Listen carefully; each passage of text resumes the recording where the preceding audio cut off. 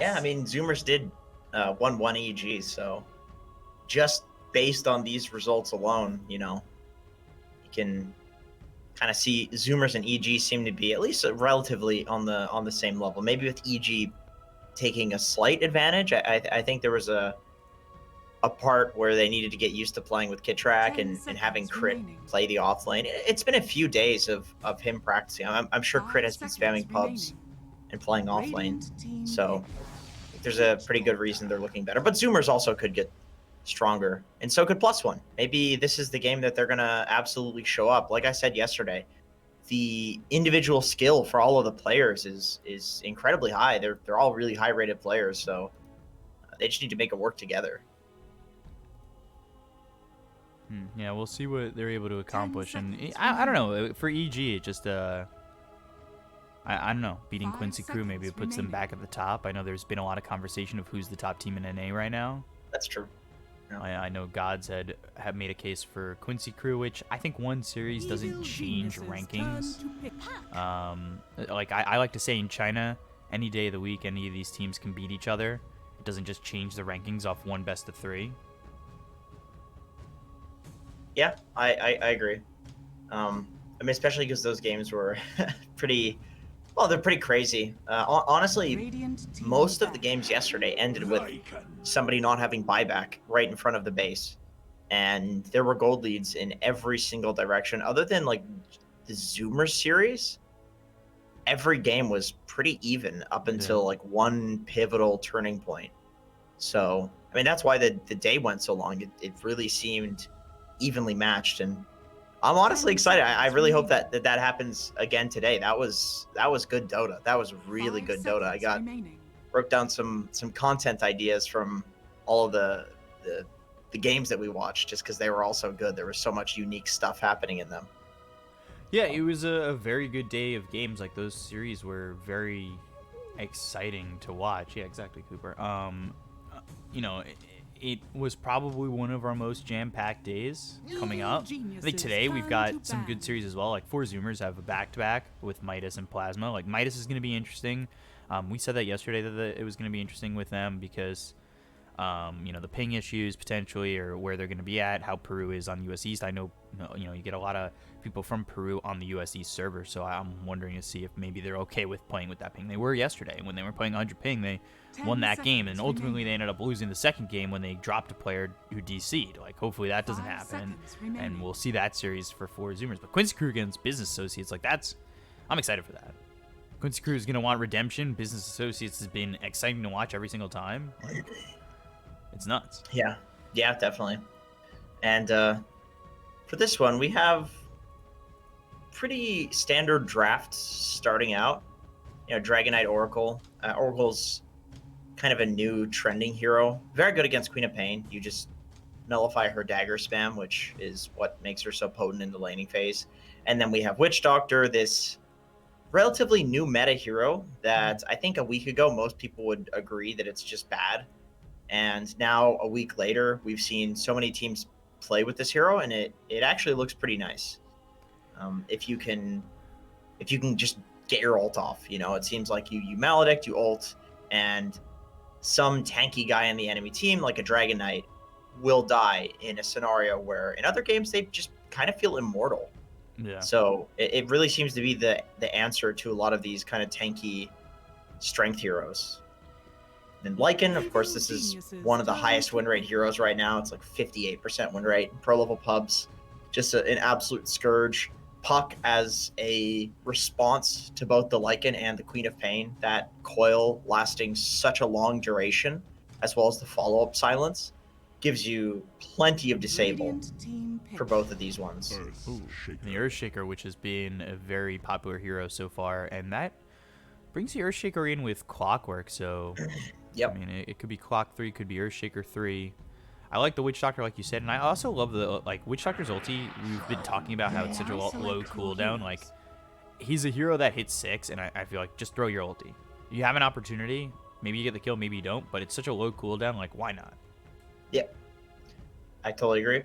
And look, it's crit Earthshaker, so this is a core Earthshaker. Nice. I was thinking that this would happen just because Kitrak has been playing Clockwork in basically every game that they can get him clockwork. Mm-hmm. So whether or not crit is 3 or 4, I imagine he'll still probably be 3. I feel like it's a good 3 Earthshaker game. There's 2 basically melee heroes, cores against him, and then a Puck who you want to get that instant disable on. So getting an early blink on him will be really important. But even if they didn't run him as a 3, I think just player hero preference is what is really important to EG with the role swapping issues that they have right now. The whole role swapping thing is always very interesting. Like, how comfortable is a team when they start doing that?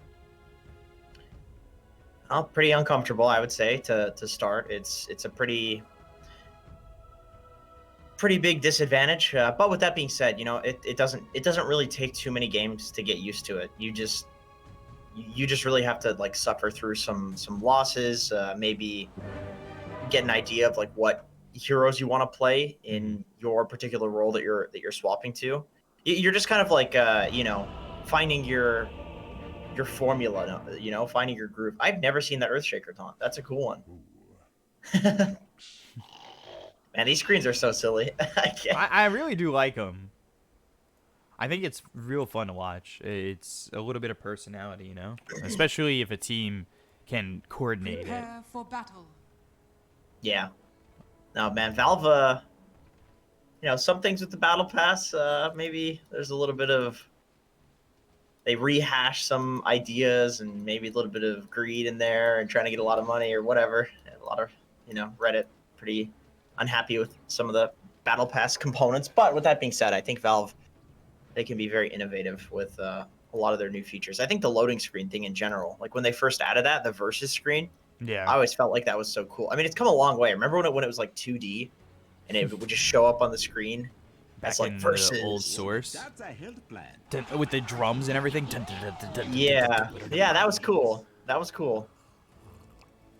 So it's come a long way since then. Okay, look at these lanes. We have 30 Rioya seconds to battle.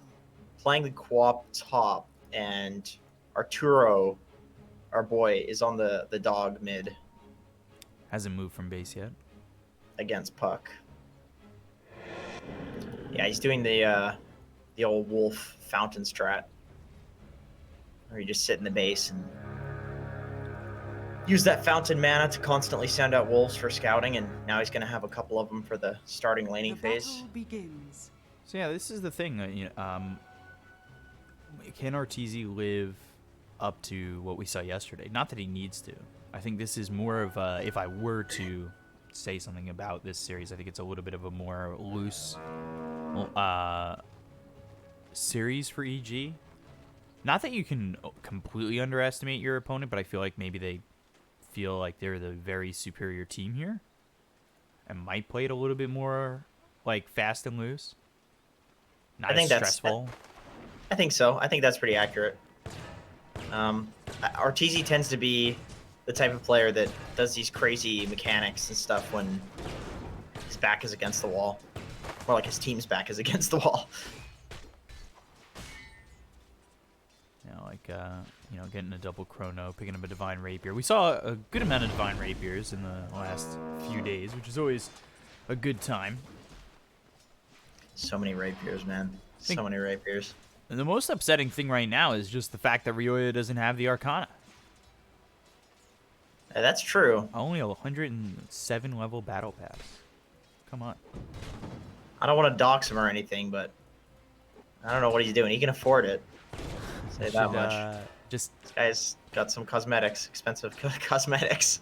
you just gotta, you don't dox him. You just hand out his stream donation link so he can get the Queen of Pain Arcana.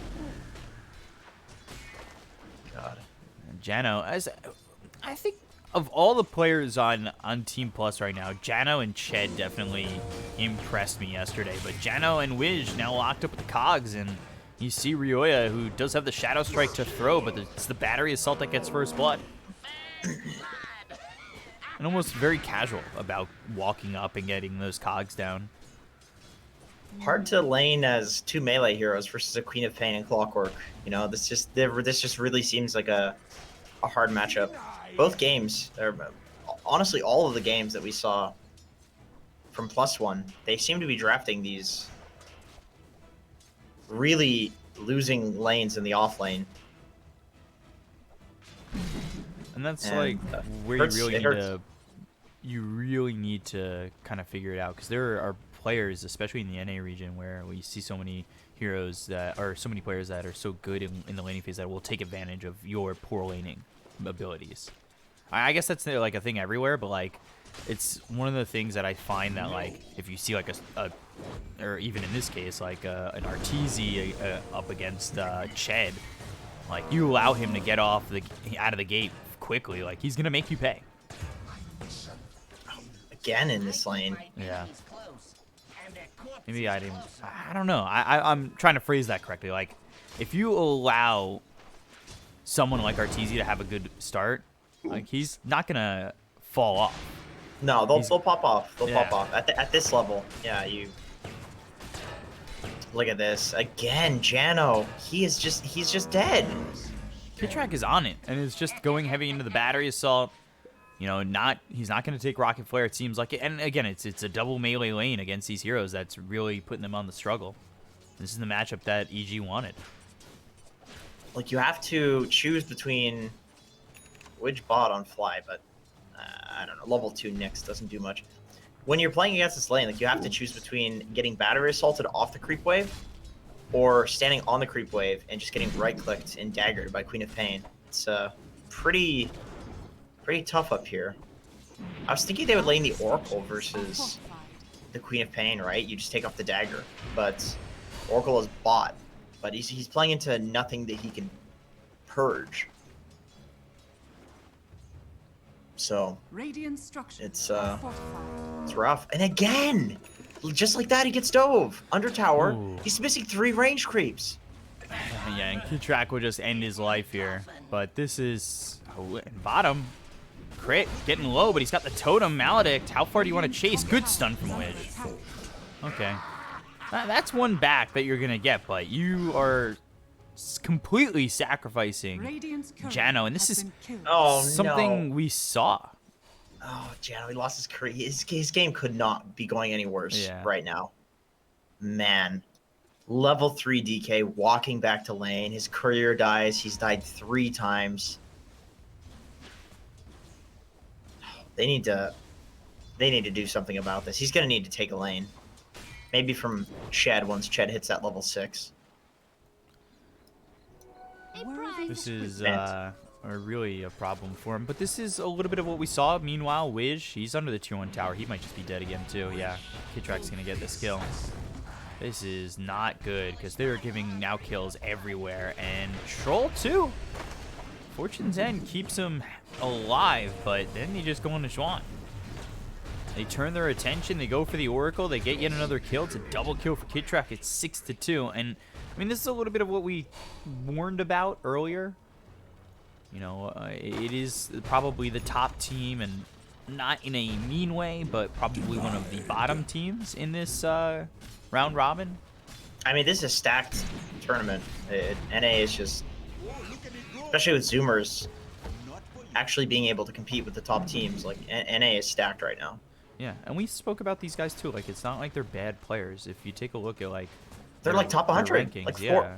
four of them are like top 100, man. That's like 8 to 9K. These guys are pro level players. I'm not trying to, you know, pull a they're just superstars kind of thing. As Wish, he is dead for the 3rd time already. Kitrak, he's a part of all 7 kills so far. He's 6-1-1, and the only death crazy. that he had was a sacrifice under the tier 2. Yeah, he's putting in work, man. See, this is the thing, man. Like, Kitrak's largely pub player for the last, I don't know how long. Here they come again, Jano. Where do you go? Like, yeah, you throw the Dragon Tail, but you're dead. Yeah, Sonic Wave comes in from Ryoya, and there's nothing you can do about that. It's just a fact of the matter of where you are. With the Necro. Looking for the Troll. Arteezy's looking for DNM, but now the Dream Coil comes in from Ched, and Ched is trying to make something happen, but they've already lost the Oracle, so it's hard to commit to this. They get the stun from Wiz on a fly, but there's the two-man fissure. They also took out the Troll, and they're going to bring over Kitrak, who will be involved again. Wiz, he's dead once more. Make it a fourth time, and it's 11-2 in favor of EG. Man, Crit is just so stoked with how this game is going. Like, his lane was perfectly normal. You know, 33 CS, 32 CS from the Troll. Before Kitrak rotated, it was even better for Troll. And just, like, his mid is owning, and his top lane is owning. Like, Jano's fed, like, 4 kills at this point. And then his other lanes immediately show up. Like, Kitrak shows up, and all of a sudden, Crit gets to participate in the fun as well.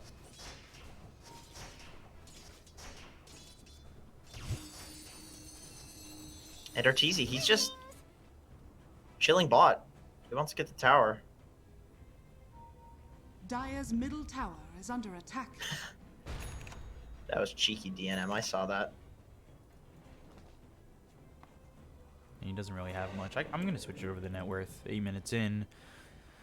It just, yeah, you can see the difference between not only Arteezy, but Ryoya and DNM. Like, it is a big split. Dire are scanning. Everybody just rotates mid Radiant's from bottom EG. tower is under attack. The bot lane just kind of swapped positions with Arteezy. They don't actually know that DNM's right here, but Wiz, he'll show.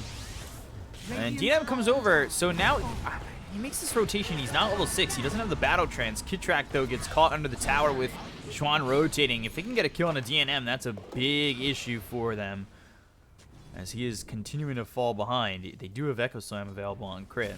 Radiant's bottom tower is under attack. Oracle's Fate's Edict coming in handy now against that Maledict, keeping Widge alive. It's a good Oracle game if he can get his levels. Kitrak moves towards top. He sees Ched. Are scanning. They go into the Elder Dragon form. Kitrak only level Radiant's 5. structures are fortified. Dream Coil on Ryoya, but now you have to worry about this clockwork for the moment. You can't get the kill on a Ryoya. You can't dive him. Yes, Kitrak dies, but I feel like taking the attention off of Ryoya is a good play. Dire's That seemed like a bit of a feed. fortified. Well, it Yeah. almost, yeah, like it felt like intentional though. You take the attention off Ryoya, you're okay with losing your life. I don't know. I feel like it wasn't necessary. No? I think he's kind of like feeling himself. Getting a he's little just bit like- overzealous. I think so. Oh, Crit! No! Oh no! All right, they'll still get the kill on a Ched. But That Euro ping, man. oh gosh, Jano with the Dire's stun. middle Wiz tower coming is over. under TP, no chance. Wiz rotating, and they'll get the impale to throw down the stun. Ryoya though, he's doing a pretty good job. 3-0-4, hasn't died yet. Just moving around the map now. Hook shot comes in from Kitrak. Now gets the We got cogs on it both? too. You'll have Fly with the cast, so both these heroes are gonna die. Easily done, easily dispatched, and Ryoya gets the lives of both. And they're going for more. Ched again. Look at how much damage he takes, and he's gone. Actually, to the rocket flare. Arteezy is just so huge in this lane. Tower is under attack. Every time something happens on the map, I just look mid, and Arteezy's more and more farmed and Lycan form and taking another tower. Jano, he's really far up. Kitrak doesn't have hook though.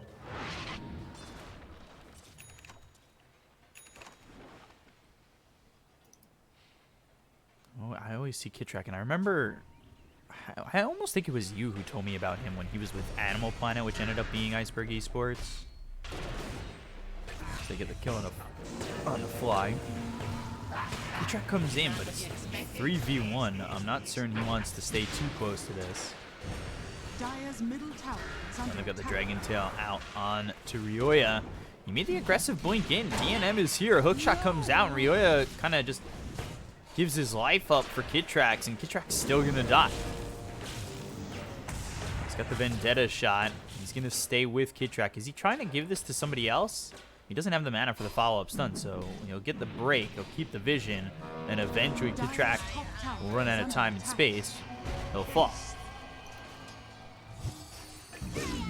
also lose crit. So 4 heroes die in that whole thing. And not the worst thing in the world, but certainly maybe getting overconfident, finding yourself going too far, giving up your life when you don't need to.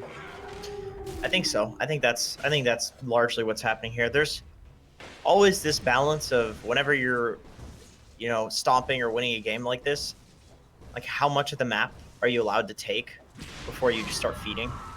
Once again, going back to the Bitcoin investing example, like if you're investing all of your heroes into 5 different separate areas of the map, that's a very easy foundation for the enemy team to break. They just run at one hero with 3 or 4, and chances are you're not going to be able to save them. And that's kind of what's happening here. Like EG's taking too much of the map, and PlusOne are punishing it with a bit of a death ball, and they're heading up top as 4. And you got 4 heroes here, but they immediately go for the break exit, and all of a sudden, you've got the death word from Fly. Like I said, once you have it, just throw it. You're probably going to get a kill if you've got the right lockdown. They'll get themselves at least 1. And now Jano hit with the cask. That's going to bounce over to the creeps and back on him. So Jano's in trouble. Sonic Wave comes in. Cogs push him back, makes some space. And now they're going to rotate everybody in. Dream Coil hits on it too. They'll snap it on Fly, but Kidtrack staying close. Doesn't want to snap it. He'll end up dead. Ched gets the kill there and might even look for more. Fly on the run towards the Tier 1 tower with Ryoya already leaving. So it looks as though Fly, he'll know that his life is over. But again, continuing to make space for Arteezy, who is 2k above the puck and taking a Tier 2 tower bottom. Another one of those games where Arteezy seems to be kind of like the rock for EG. And don't worry, guys. You can go feed. I will carry you. Has he died yet? He has not died yet. 2-on-2. He's the only one, right? Yeah.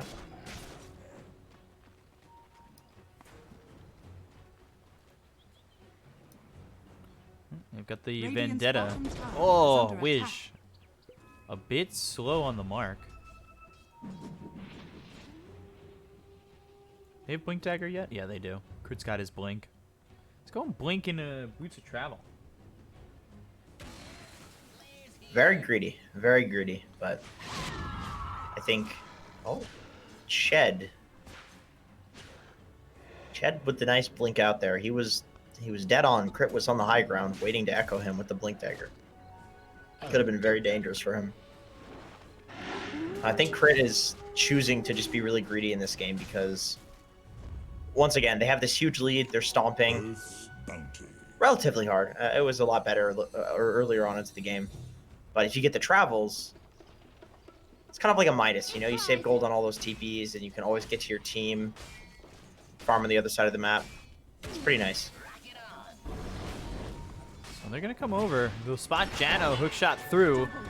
Might want to split up Wiz as well as Jano, and that's what they do. They've got the fissure. And with the double damage on Ryoya, they'll get themselves the easy kill, but they do find Arteezy. They've got the silence. He's able to use that movement speed to get away from the rest of PlusOne. And with Battle Trance down, they're going to re-engage on DNM. They've got Crit coming in with Blink Echo. And that will destroy DNM with the help of Kidtrack and Arteezy. Take out that troll. Get Chuan. 3 heroes gone. And EG taking a very good fight, which will lead them into the Roche pit. Radiant's middle tower is under attack. And we just got to be careful. They do have Puck. I mean, if he can make his way there, they could possibly go for the steal with this hero. They need a scout, though. EG respecting it. I think maybe Kidtrack caught a glimpse of Puck and they just backed out. Yeah, also, the death timers are just so low for +1 that it's not just the Puck, like all the heroes were actually coming back alive at that point. They just don't want to throw the game. Yeah, it definitely is a way back in if you give an Aegis up to the troll. Oh, yeah. Very easy for him to take Roche if he's got just a bit of lifesteal. Fissure, hook shot to the back line, looking over at the Nyx Assassin. Death Ward in onto this DK. He's trying to fight 3v1. He just doesn't have the power to succeed. He'll get the kill into Jano, and Widge able to escape the grasp of Kid Track. And I gotta say, DK seems like Dire's top tower a is pretty under weak attack. hero if you can just shred through his passive. Like, if you have a Witch Doctor or a Viper to break him, he really seems a lot less scary. I kind of feel the same thing about Bristleback, seeing the Vipers against that hero, you know? Like, I think people are figuring out the counter to these extremely tanky meta heroes. It's cool to see so late into a patch. Yeah, you know, it's... Again, it feels like Dota's one of those games that just has an ever-evolving meta. Even this far into it. Like, we're so far into this patch, and we're just still finding changes. It's great. I love it. You know, it might feel a little bit bland or stale, but still things are changing. Still things are competitive in some of these regions. Yeah, it's really cool. Dire are scanning. Excited to spam some Viper in my pubs. Do it. Hold on. I'm sorry. I have to do that more like Palpatine. Do it. Do it like Shia LaBeouf. Do it! Just do it! Radiant are If you're not spamming Viper in your pubs, guys, you're wrong. That's all you need to do. I gained 500 MMR, and you can too. If Bkop can do it, guys, anybody can do it. Wish caught up in the cogs, illusory orb, a little bit short of the pit, and then we'll get the hands on the Aegis for Ryoya.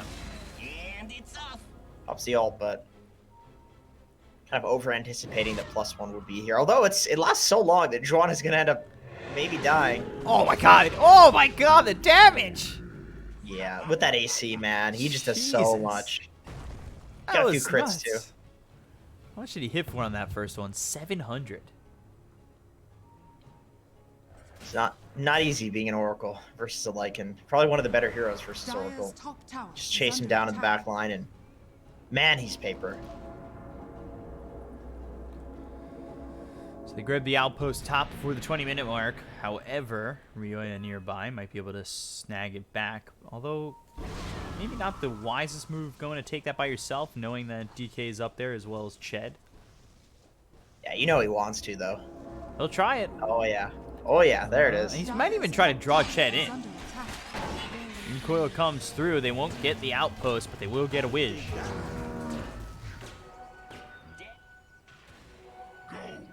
350 XP each. That's good stuff right there. And that's definitely worth trading your Nyx Assassin's life for.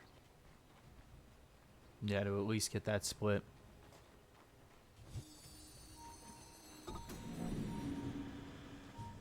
Okay, so this is maybe something I should know. This Ched, hold on. In a lot of trouble here behind nobody. It's actually in the front of the pack and in a little bit of trouble with Arteezy just running through. Like, he's that far ahead. He's got 13,000 net worth. Like, Jesus, Arteezy is very far ahead. Yeah, he's huge. He's really huge. Radiant's top tower is under attack.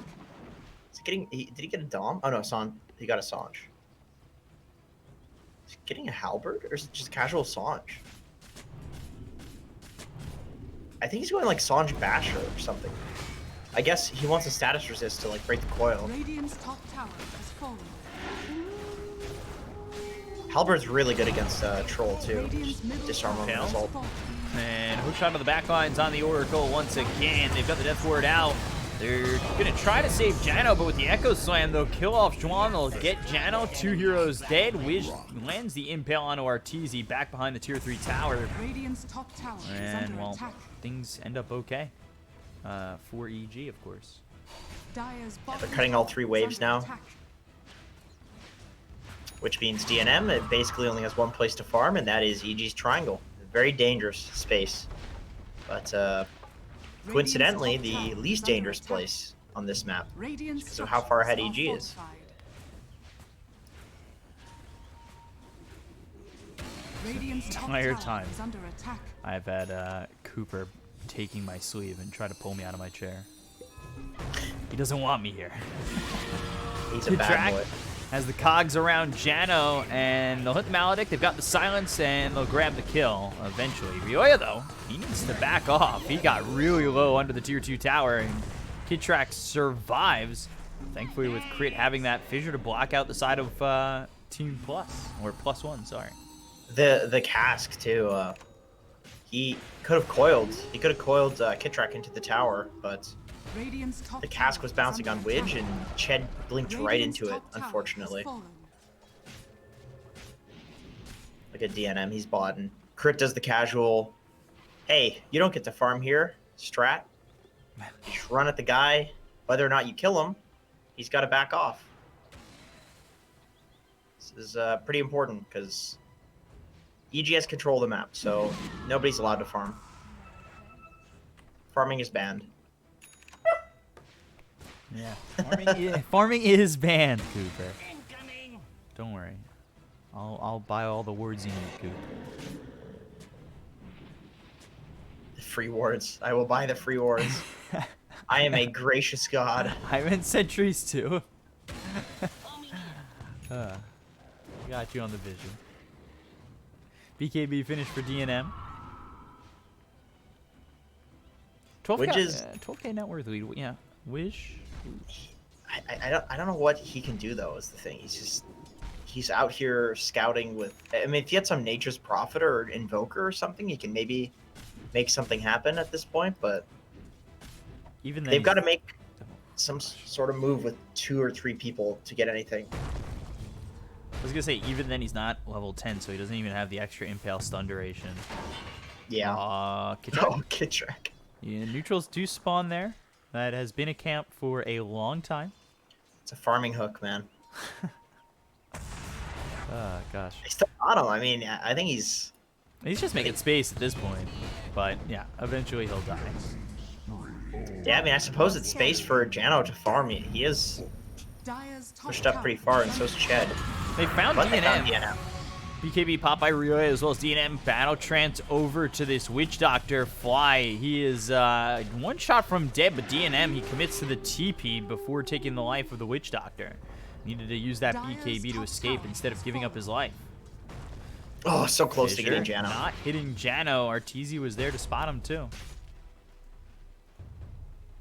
But spotted him after the fissure was thrown. Looks like +1 might go for a smoke here. This gives them a way out of their base. Just because EG went to their own side of the map for once. But they're trying to make their way back with the smoke because, once again, +1 shouldn't be able to farm. They're going to find both the Oracle and the DK here with DNM. So 3 heroes nearby, and all 3 are in so much trouble. Wiz trying to stop this fight or disrupt something, but he's not really able to accomplish much. They get the kill with the Troll as well as the Oracle. Then they finish off Wiz. They'll chase Jano, and Jano, well, stalls for a moment looking for a courier kill, and all of a sudden he's hit with the cask. The ward comes in, and Jano is dead to rights. It's a matter of What do you do at Dire's that middle point? tower is under attack. You stand there and take it. That's what you do. Hope to kill a courier. Yeah, maybe. I think Ryoya probably didn't need to be the sacrifice there. Somebody's got to be, but you know, you have a clockwork on your team. That's kind of what that hero likes to do. But you can tell that he's just really thirsty to end out this game. You know, he knows that with this much of a deficit, +1, it's impossible for them to come out on the map and farm. They should die anytime they do that. So, just feeling the urgency to punish that. The entire time, Arteezy just is taking advantage. He's going into a Desolator. Will have even more minus armor. I mean, the armor reduction from Hal alone, that plus a Deso is disgusting. Never seen this Halberd on Lycan build before. I mean, it's, you know, obviously it's perfectly fine. He's a strength hero. So I think it's probably due to this troll. Like, just disarm him in the ult. That's exactly what I was thinking. Echo Slam comes in from Crit. Now they'll bring over Arteezy. They've got the Fissure. They need him only for a second. He'll finish off the Desolator. Ched's dead. Ched's dead, baby. Pain without got buyback. consequence. Still hard. Still a hard fight, even if you're fighting high ground. This is the thing, though. Dire's middle tower is under attack. It's so hard to high ground in Dota, just in general. I mean, ever since they added the split shot to towers, it's been insane. So even though EG has this massive gold lead, this is the patch we're in. You have to farm out the map. You have to choke people out. Like, this is the only way. Is under attack. He's in trouble once more. He's actually a lower level than Fly. That's wild. Structures are fortified. Yeah, he's just trying to find somewhere to farm. Has been killed. And he's gonna die for the 10th time. It's just one of those games.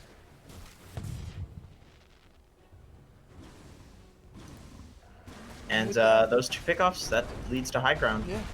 We've got the high ground attempt. Tier 3 already gone. Moving through it quickly. And no buybacks are going to come out just yet. But even with those buybacks, it feels like the defense is not really capable of much. Radiant's top barracks. Yeah, about 20k gold lead. That's when it's pretty Sounds easy. on a to Wiz. get high Hook ground. shot from Kid Track onto the Oracle, pushing him away from his team. And they'll get the kill on Juan as well as Wiz. BKB's been popped by DNM. The buyback comes in from Juan. And, Radiant's well, middle he tower lost a set of racks top. Radiant's middle tower has fallen. They're about to lose the second. GG's still holding the ult. Look over at Wiz, and yeah, he's still got the buyback symbol. He ends up dead. Crit doesn't have Echo Slam for 23 seconds, though. Use the false promise on the troll. Radiant's And he's trying to run in, but it's almost like Crit Track's pulling him out of the base with Battle Trance, and that's exactly what he'll accomplish doing as DNM falls once more. He's got buyback, but, well, don't have any racks. Fissure hits, totems there. Ryoya with kill on a Jano. Jano dead for the 11th time. And GG will finally come out from +1. Radiant's middle tower has fallen. Radiant's middle tower is So under I attack. think this game functions as a really good example of why a lot of people are hoping for a patch. Whenever you have the even games, it's very interesting. You know, lots of brawling, lots of fighting, rapiers, really good stuff. But whenever you have one of these stomps happening, basically what happens is this. You have one team that probably should have won at like 15, 20 minutes, and it lasts 10 to 15 minutes longer because you can't just walk high ground. You don't want to do that. You're just going to delay the game by so much more if you feed. But there's no comeback goal, you know? So +1, even if they get a bunch of kills, it really just delays the game. So you have this kind of like stalemate where you just have to farm out the map. Like taking high ground is so hard, but you also don't want to throw and delay the game. And basically stomps last a really long time in this patch, which is exactly what we saw too yesterday with Zoomers. We saw a couple of stomps last forever, basically. Yeah, you know, even when it's this far ahead, it does take a little bit, but we'll see how the game changes. You know, how when we see this next patch, how long games will go, how high ground, like, you know, what if they just bring back shrines? All of a sudden, 5 shrines in the base again. Make it even harder. Dude, as if high grounding isn't hard enough. Oh god, do not add shrines. Do it. Remove an outpost if you add a shrine. Good sir. I want to see another tower. That's what I want to see. Ooh, Movable towers, like a helicopter you can send in. would be Drop towers. I'd be hyped about that. That would be cool. See if there's any big map changes. But with that, EG, they take game 1, 39-12 in just 29 minutes time, but it seemed like a very one-sided affair throughout it all. We'll be back with game 2 coming up next, so stay right there. We'll be right back.